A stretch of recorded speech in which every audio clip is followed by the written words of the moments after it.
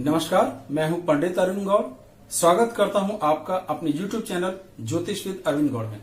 हमारी आज की चर्चा का विषय है कि क्या कंप्यूटर से गुण मिलाना या सिर्फ गुण मिलाना, इसमें कंप्यूटर शब्द भी छोड़ दीजिए, ही काफी होता है। अगर आपके 36 जो मैक्सिमम गुण होते हैं इसमें से 28 प्लस पर गुण आ रहे हैं, तो क्या ये इस बात की श्योरिटी है कि सब कुछ ठीक होगा? केवल इस मुद्दे पर चर्चा करना है। ये बात समझने के लिए अगर मैं ये समझाऊं कि गुण मिलाए कैसे जाते हैं तो शायद पिक्चर क्लियर हो जाएगी। तो होता यह है कि लड़का और लड़की दोनों की एक चंद्र राशि होती है, दोनों का ही एक एक नक्षत्र होता है। कुल 27 नक्षत्र होते हैं। तो हम नक्षत्र से नक्षत्र की मैचिंग को गुण मिलाना कहते हैं और उससे हमें एक पिक्चर क्लियर हो जाती है कि कितने गुण मिले। आमतौर पर 36 में से 18 गुण मिल जाएं, नाड़ी दोष भकूर दोष ना हो तो हम लोग कहते हैं कि ये मैचिंग ठीक है। अलग से मंगलिक देखना भी जरूरी है जो सभी लोग देखते हैं, लेकिन सवाल ये नहीं है।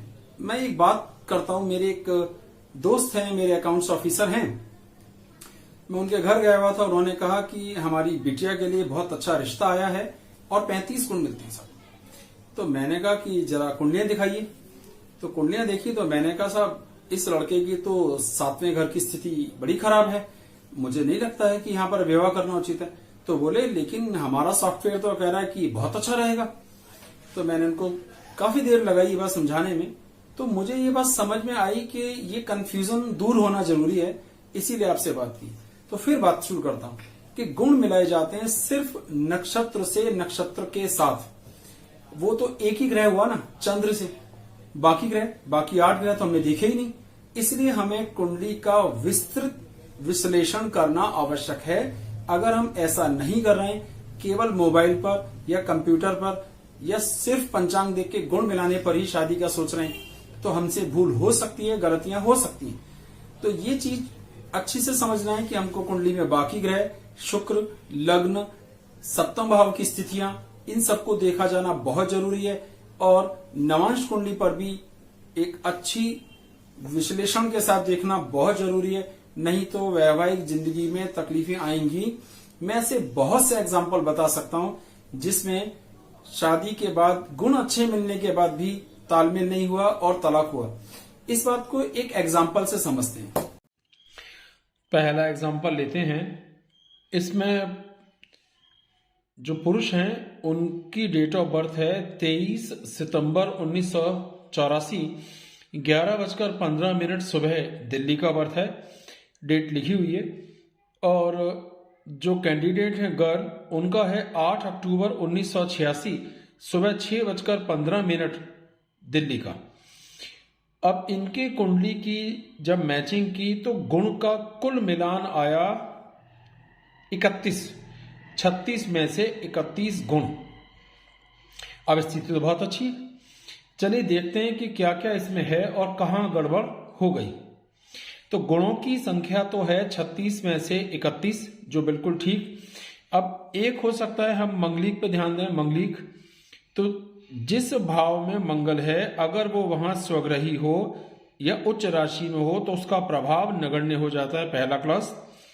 अगर केंद्र में चंद्र भी हो तो भी मंगलिक दोष का प्रभाव कम हो जाता है, 2। जहां लड़के की कुंडली में मंगल हो उसी भाव में लड़की की कुंडली में भी पापी ग्रह कोई बैठा हो तो मंगलिक दोष कैंसल हो जाता है। तो ये 3 अलग अलग क्लॉज यहां मंगलिक दोष के लिए लगे। अब हमारी प्रॉब्लम्स क्या हैं, क्या कारण हुआ, उस पर ध्यान देते हैं। पहला है कि इन दोनों के लग्न, एक लग्न राशियां, यह है वृश्चिक जिसका स्वामी हुआ मंगल ग्रह, और यह है कन्या, इसका स्वामी हुआ बुध ग्रह। ये दोनों आपस में शत्रु हैं। तो रूल ये कहता है कि दोनों का आपसी नेचर मैच करने के लिए व्यक्तित्व को भी मिलाना आवश्यक है। और व्यक्तित्व कैसे देखें? लग्न से। तो पहली समस्या यह है कि जो एक बड़ा रोल अदा करती है। दूसरी समस्या है लग्न और सप्तम भाव में पापी ग्रहों का होना। यहां मंगल और केतु राहु, सूर्य केतु राहु। अब हुआ क्या कि ये दूसरी प्रॉब्लम है जो ये कहती है कि अगर पापी ग्रह होंगे पहले और 7वें भाव में, तो भी आपसी सामंजस्य में दिक्कत होती है। अब तीसरा पॉइंट होता है कारक। अभी कारक देखिए तो लड़के का जो पुरुष का कारक होता है वो शुक्र होता है, स्वग्रही है, अपनी राशि में है, पर शनि साथ में है एक, और उसकी राशि में राहु बैठा है। इसे हम कहते हैं राहु अधिष्ठित राशि का स्वामी भी राहु की तरह प्रभाव करता है, या अगर उसकी कुंडली में इन दो राशियों में पापी ग्रह हो, यहां राहु है यहां शनि, तो इसे हम कहते हैं कारक प्रभावित हो गया, पीड़ित हो गया। लड़की की कुंडली में ध्यान देंगे तो गुरु कारक होता है, गुरु ये रहा, और इसकी एक राशि में राहु बैठा है, तो दोनों की ही कुंडली में कारक पीड़ित हो गए। ये एक और तरीका हो गया।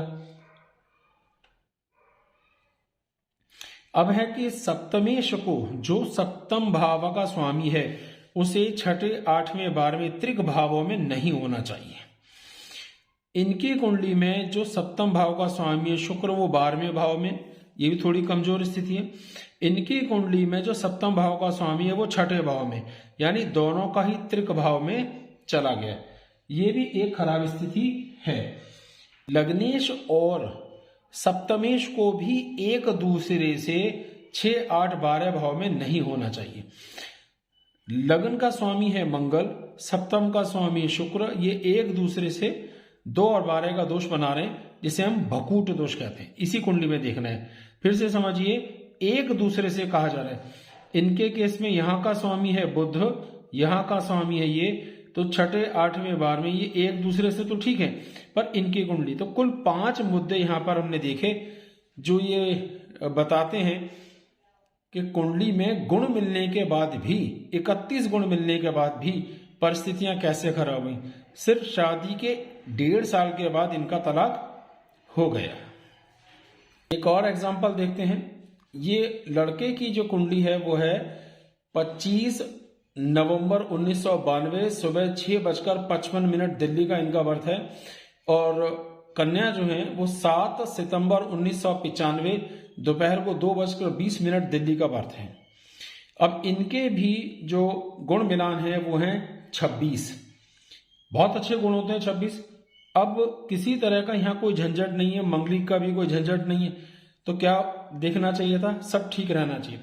लेकिन शादी के 7 महीने बाद ही इस हद तक स्थितियां बिगड़ गई कि अभी अलग अलग घरों में रह रहे हैं और अलग हो जाने के लिए कानूनी कार्रवाई की तैयारियां चल रही हैं। देखते हैं कि कुंडली में क्या समझ में आता है।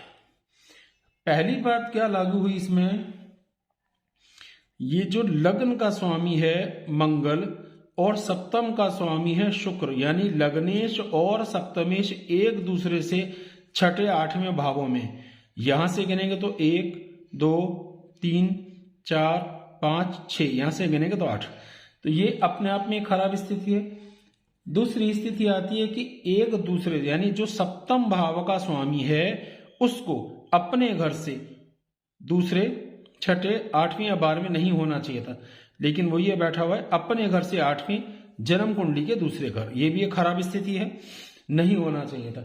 तीसरी स्थिति ये आती है कि जो लग्न है उसमें पापी ग्रहों का प्रभाव बहुत ज्यादा है, सूर्य, राहु दोनों यहां और केतु यहां, तो ये एक पापी ग्रह का प्रभाव है। और लग्न का स्वामी मंगल अपनी नीच राशि में है, तो लग्न पापी प्रभाव से पीड़ित हो गई। एक और चीज है जिसे हमने देखना है कारक, तो इनकी कुंडली में जो शुक्र है उसकी स्थिति, जो अपने घर से कारक 8वें घर में बैठा है भाव से, ये भी खराब, और वहां केतु है। इनके केस में जो कारक है गुरु, वो ये बैठा हुआ 12वें घर में, तो ये थोड़ी सी खराब स्थिति है। पर शुक्र अस्त है, शुक्र अस्त है, और शुक्र की एक और राशि में 2 पापी ग्रह बैठे हैं, यानी शुक्र पीड़ित है। अब इतनी चीजों को अगर हम ना देखें और सिर्फ गुण देखते तो 26 गुण पर तो स्थितियां बहुत बढ़िया हैं, लेकिन वास्तविक रिजल्ट क्या आया कि आपसी सामंजस्य की जबरदस्त कमी है। मुझे उम्मीद है मैं जो समझाने की कोशिश कर रहा था वो आपको जरूर समझ आया होगा। किसी तरह का कोई डाउट है तो आप कमेंट बॉक्स में लिख सकते हैं, मुझे जितनी समझ है मैं उनका डिटेल्ड आंसर आपको जरूर दूंगा। धन्यवाद।